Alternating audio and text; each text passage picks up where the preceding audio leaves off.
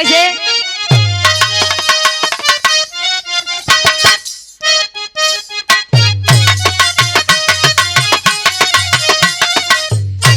बनारस वाले गावे। अरे खतिया आई गयो सर गाड़ी दुए जगह के निक लागत है। कहाँ एक सरकारी एक ससुरारी। ससुरारी में गाड़ी खबत त नीचे मुड़ी के मुस्किया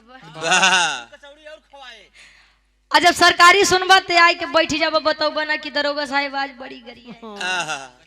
गाँव थिका की चाची लोग अरे खतिया आई गयो खतिया आई गयो शहर बनारस से खती आई गयो खती आई गयो शहर बनारस से।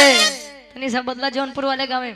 अरे सुई डोली गई तू देखा यार सुई डोली गई कलाई पीछे खड़िया मेरे सुई डोल गयो सुई डोल के कलाई पीछे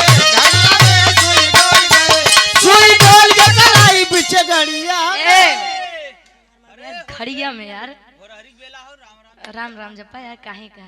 अच्छा यार जे दादी लोग राती झगड़े में थोड़ा दांत वत नहीं रहा सारे दांत बची को माइक लेके कहिए अरे कुछ आज मारूंगा कुछ काल मारूंगा कुछ दिया दिया इसके बाद मारूंगा सुई डोली तले लड़के कहीं अरे दादी मारूंगा नहीं मारूंगी।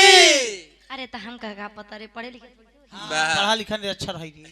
तो आज कल ये गावे अरे दुल्हा के बहन ही बाजार करे जाली हजार करे जाली भतार करे जाली सुई डोली ई गाड़ी गीत बन इंटरटेनमेंट खातिर हम देखा के नहीं गरिया होती चच्चा ए चच्चा